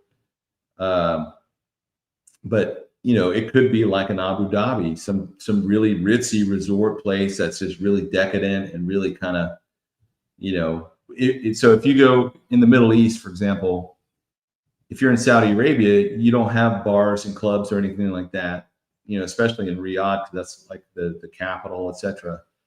But if you go over to Bahrain, it's like their own version of Vegas. You can drink, gamble, there's prostitutes, whatever. I mean, whatever you want is for sale there. And it's because the Saudis, the Saudi Muslims there, they don't think Allah can see them when he only sees them when they're in Saudi Arabia. He doesn't see them when they step across the border into Bahrain. So they go do whatever they want over there. When they come back, they're all pious and whatever. But when they go to Bahrain, it's dancing girls and drinks and whatever, gambling. Same thing with Abu Dhabi and Dubai. Somehow Allah can't see them over there, so they can just go do whatever they want. But those places are incredibly decadent, and so I think that this Gaza could turn out to be that way, decadent as well, which may, explain some of the phrasing there I think it's in Revelation 11, where it talks about these two witnesses that are killed in Sodom and Egypt, where our Lord was also crucified. So that's some kind of weird phrasing to that place, because we know Jesus was crucified right outside of Jerusalem, and yet somehow, Jerusalem is not far from Gaza. So maybe there's some tie-ins with that. Maybe it turns it into some kind of very decadent place like that. So that's kind of how I see that in the long term. From Flying Ryan, why are some believers caught up identifying the Antichrist rather than looking for the return of Jesus? I think a lot of us are curious, most like everybody else. We're trying to understand prophecy. We have a general outline of things to come. I look at the Daniel's 70 weeks prophecy, Daniel 9:24 through 27, as the thesis for all future eschatology, in particular with Israel. And then you have the Olivet Discourse, Matthew, Mark, and Luke. And I look at that as kind of the divine outline. It gives you kind of the order of the events. And then when you get to Revelation, it's the detailed narrative. All the outline is this begins to flesh out, and more detail is given, right? But not everything is given, right? We're not told exactly what the 144,000 do, where they come from. We're just told that they're there. They show up. Two witnesses, again, we're not told who they are, but I'm just using kind of deductive reasoning based off the transfiguration and kind of the roles that Elijah and Moses would play in Israel's history in terms of their prominence. It says at the end of Malachi that that Elijah has to come first, right? And we know there's that kind of weird verse in Jude talking about how Michael the archangel, fought with the devil over the body of Moses. And so, some people think, well, it's got to be Enoch, because Enoch never died and Elijah never died. So they have to die, because Hebrews 9:27, or 9:27 says that it's appointed a man to die once and then judgment. Well, I look at that as more of a general truth rather than an absolute truth, because we know that, for example, Lazarus was resurrected, but then he died again at some point. So he died twice. And we know anybody that was resurrected died twice. That died and were raised from the dead. And like the daughter, she was brought back to life by Jesus. And then there's several instances in Acts where Peter and Paul both were able to resurrect somebody. Those people ended up dying again at some point through natural causes or whatever. So they died twice. So we know that can't be an absolute truth. Rather, it's the normal kind of standard truth for 99% of the people that live, right? And we also know there's a generation that's not going to die at all. And that's who we think we're that generation. We're that generation of believers that are going to be caught up, and that will be translated from mortal to immortal, from corruptible to incorruptible in the blink of an eye, or twinkling of an eye, or whatever. So we're also not going to die. So that is a general truth and not an absolute truth. An absolute truth would be like Jesus saying, I am the way, the truth, and life, and no man comes to the Father but through me. That's an absolute truth. Nobody can get to God except by the Son of God. So I hope that makes sense. And I'm not trying to trip anybody up and be sneaky about that. I'm just saying that there is general truths, and then there's going to be this absolute truths in Scripture. And I think that the Hebrews 9:27 is a general truth. Everybody's going to face judgment. We're all going to face judgment. The believers are going to face judgment, the Bema Seat judgment. The unbelievers are going to face judgment at the great white throne judgment. And they're going to be judged for their works, right? They're going to be judged for their works, and they're already lost. And they've already if they're standing at the great white throne judgment, they're already being condemned to eternal damnation, like fire. But for the Bema judgment, we're not judged for our sins because those were already paid for at the cross.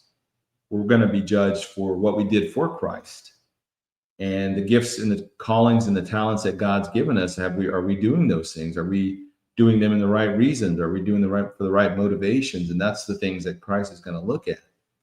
And so we're all going to face judgment at some point. But you don't want to be at the great white throne judgment. I can tell you that much.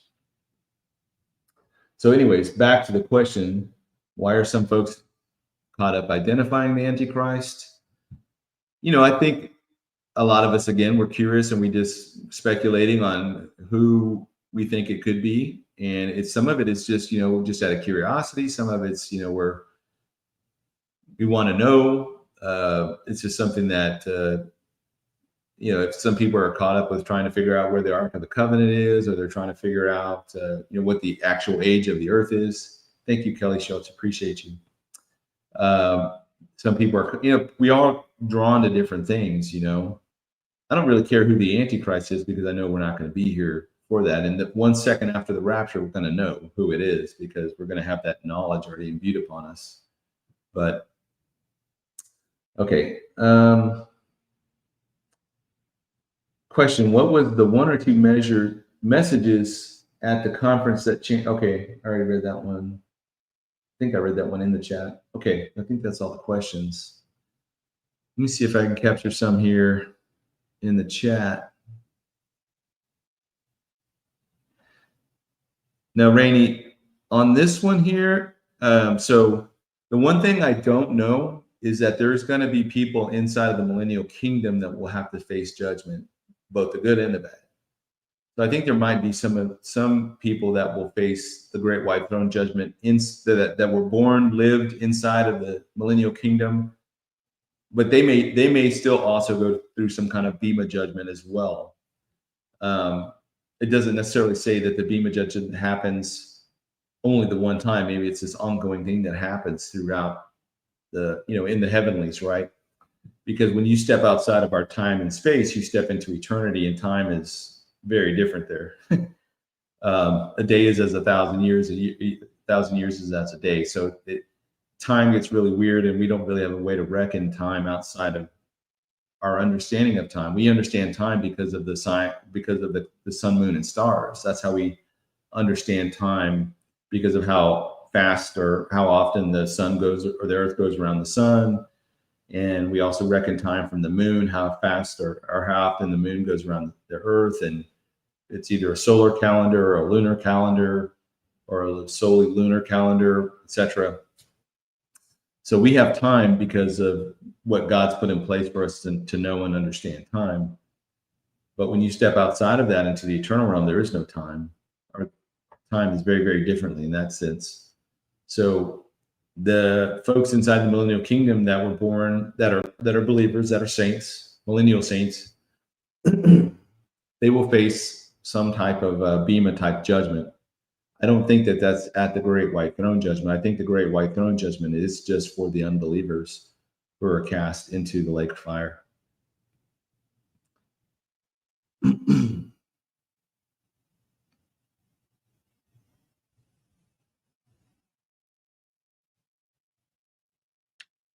All righty.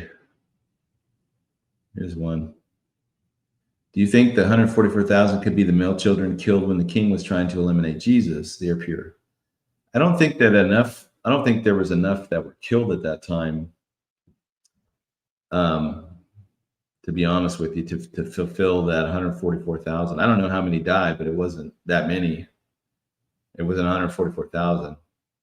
But maybe it's from all the different purgings, like from Pharaoh killing the unborn baby boys to, here with Herod and all the other times that have happened, even times we weren't privy to, like the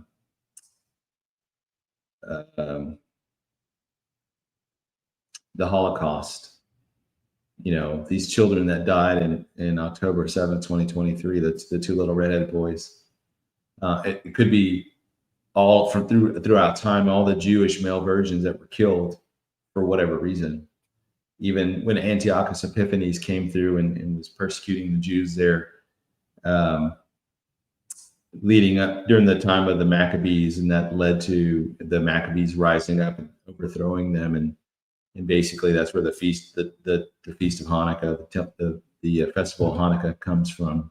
So it could be throughout time, God is looking at each individual of these children that were taken. He's going to use them for some point going forward into there. So he could be collecting them from the whole history of Israel. That's my best guess on that issue. Like I honestly don't know where else they could come from.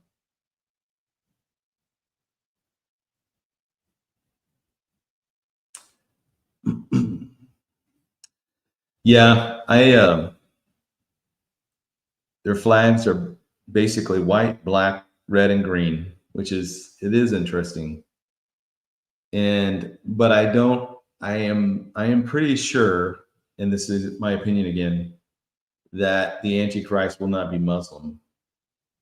And I don't think that he could. I think for me, like most of Islam, the militant, military-aged Muslim males are going to be wiped out, Gog and Magog. So that's going to leave Islam as a religion, but it's going to lose all of its claws and teeth. It's not going to be the threat that it was in this time that we live in now. I think what'll happen is it'll be some type of blending of it'll be like Chrislam, but it'll be mixing in Hinduism and Buddhism and paganism and all these other isms into everything, and just be a swampy mess of religious beliefs that adheres to some kind of a code of extreme ecumenism, which would make the tribulation saints stand out. It would make the Jews stand out because they're like, yeah, we can't do that. We can't go along with that. And if you go back to the Roman Empire, the Romans didn't care what god you worship because they had a whole pantheon of gods that you could worship from. But what they called Christians at that time, they called Christians atheists because the Christians didn't believe in any of those gods. They only believed in Jesus. And so that's why they were called atheists. And that's what caused a lot of the persecution against them, was because they did not recognize these pantheon of gods. So it may be something to that effect, but I can't see Islam as the single source of the Antichrist / the final, mystery religion or whatever. And not only that, but when the Antichrist declares himself to be God, that would be absolutely blasphemy to Muslims, because their God Allah is spirit. He's not a man, can't be a man. So I don't see how you square that circle. I'm not saying you, but I'm just saying I don't see how people square that circle with everyone convinced that the Antichrist has got to be Muslim. Not only that, but the Jews would not trust him as far as they could throw him. They know better. So I think that this guy could come out of the old Roman Empire. He could come out of like the Druze or like the Kurds or some more obscure kind of place within the Roman Empire, but not be. He's kind of liberal in his religious ties to whatever, and then eventually he just abandons it altogether and declares himself to become God, or declares himself to be God. So, all right. Well,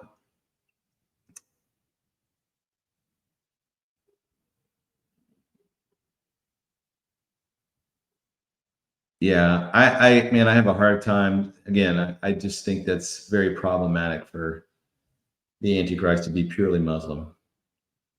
I just have a hard time seeing that. And think about it this way.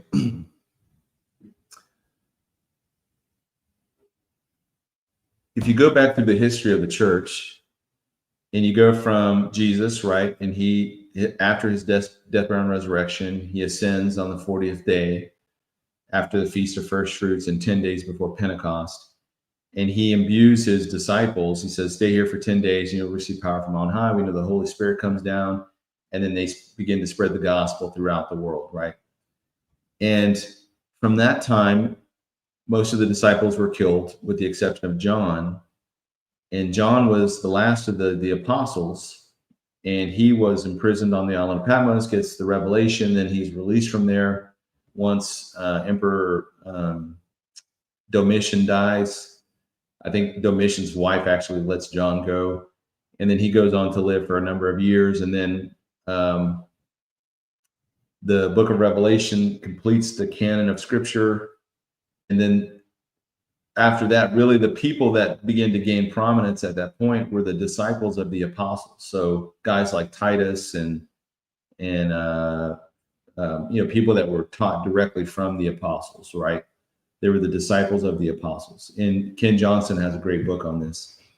And then from there, you have the early church fathers like Irenaeus and Polycarp, or Polycarp was a disciple of the apostles, but one of Polycarp's disciples was a guy named Irenaeus, so he'd be an early church father, ante-Nicene father. So before the Nicene Council of Nicaea in 325.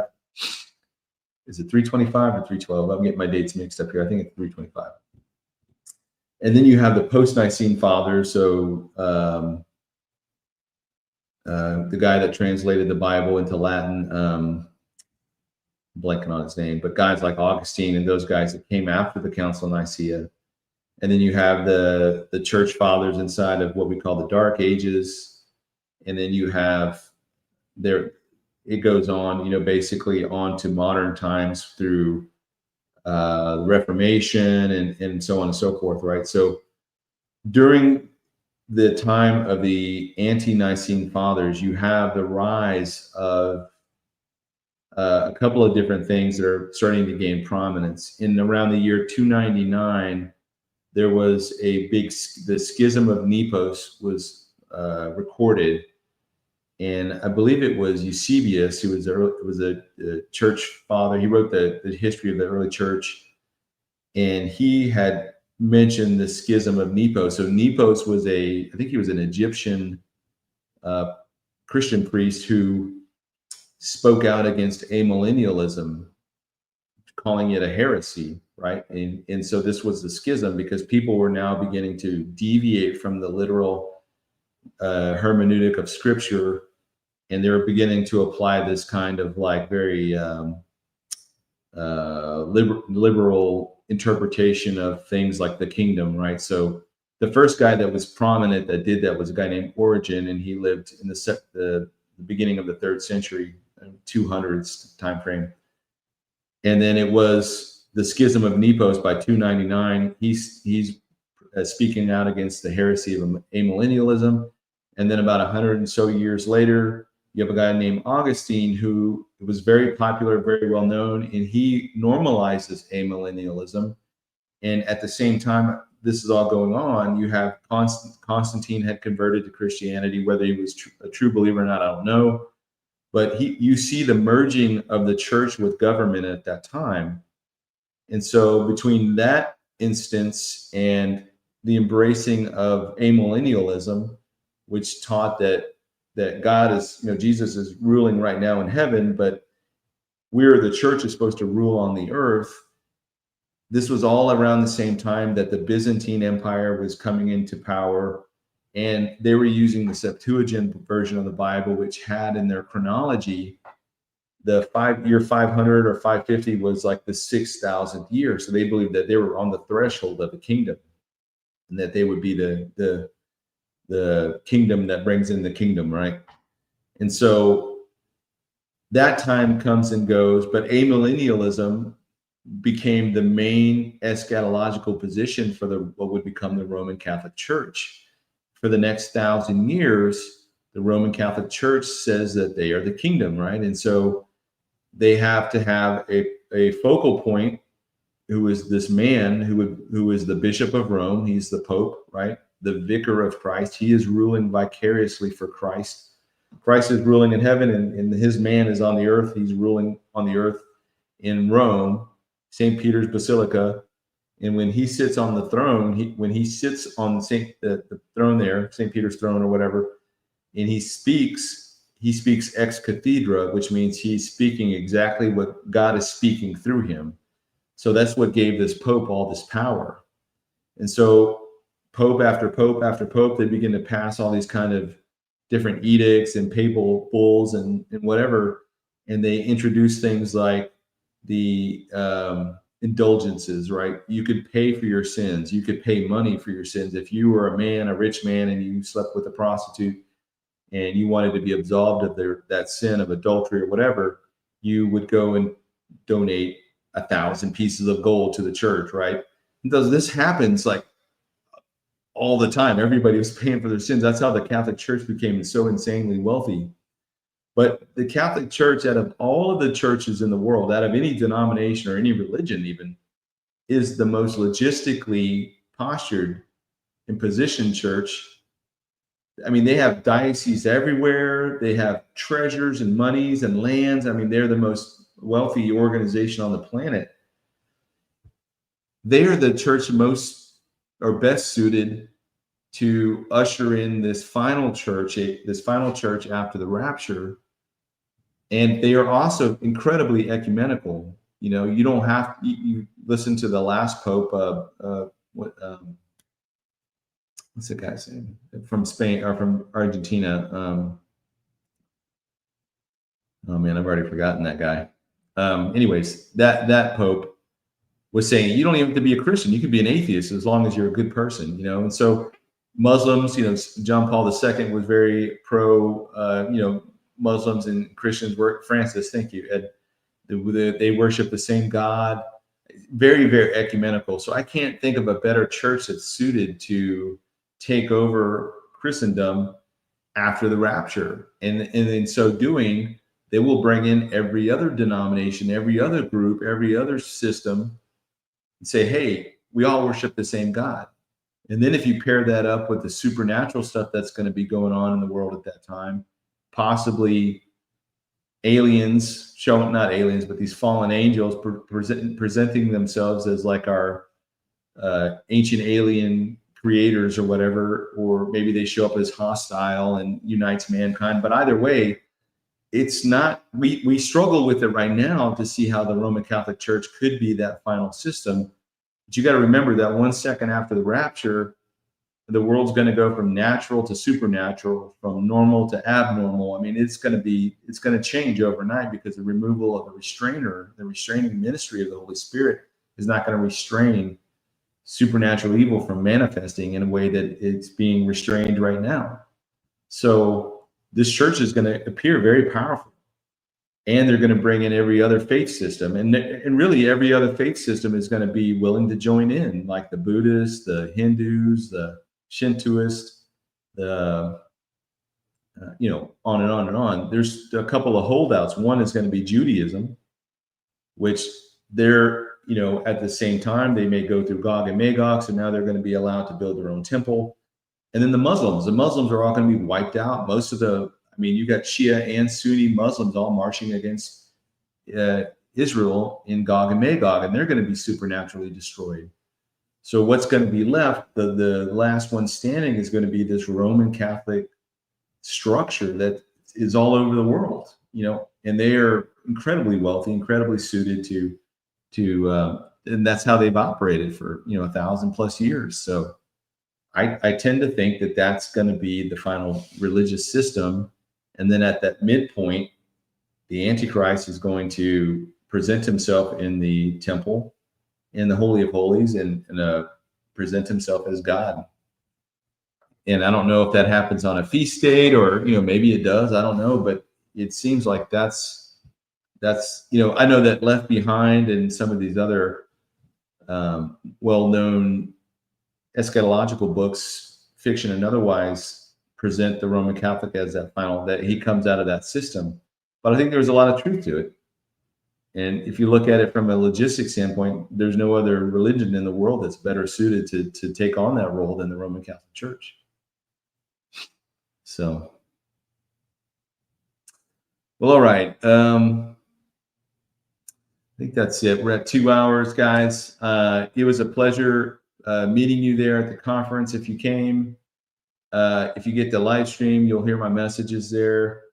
If you know, check out all the little side interviews. If you haven't checked them out, check them out. They're pretty. I think a couple of them are like 20 minutes, but the other ones are pretty short.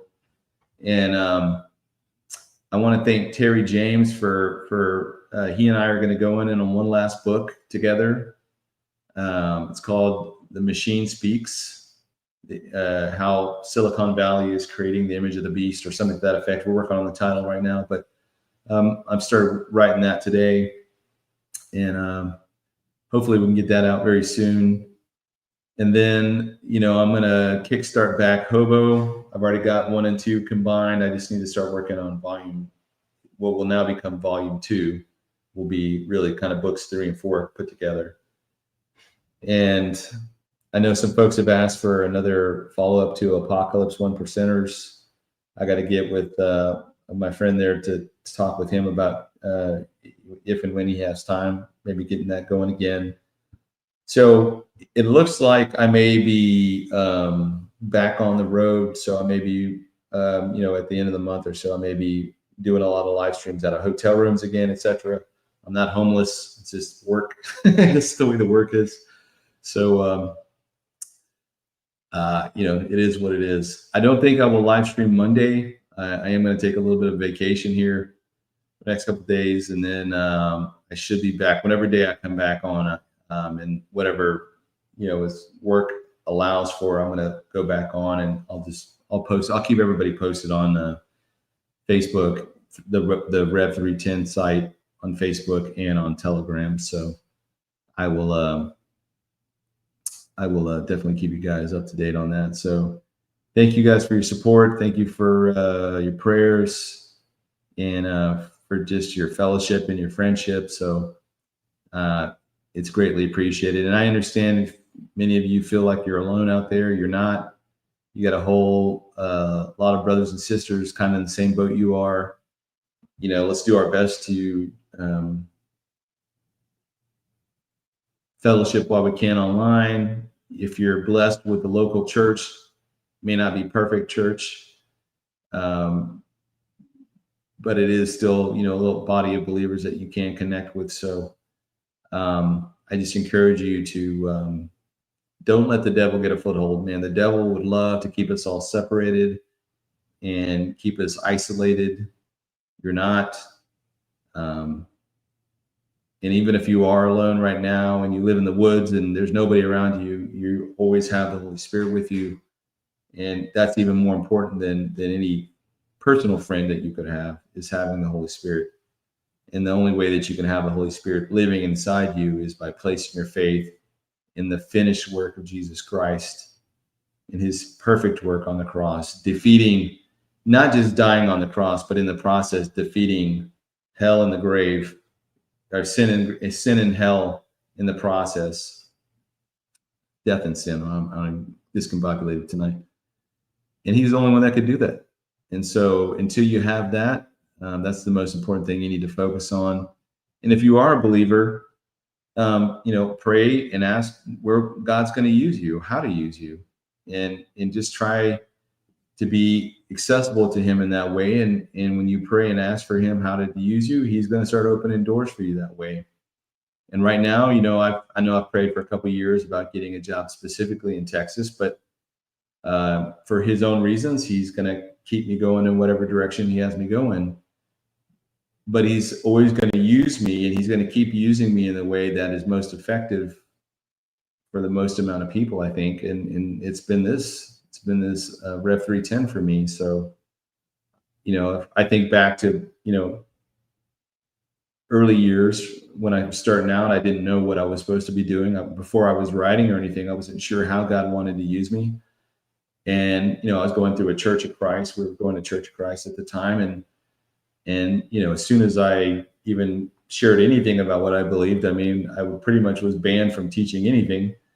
So I felt incredibly frustrated and lonely for years. So what I looked at as a negative thing, right? I would have completely just been content to be a small Sunday school teacher in a church, and none of y'all would have known me. None of this would have happened.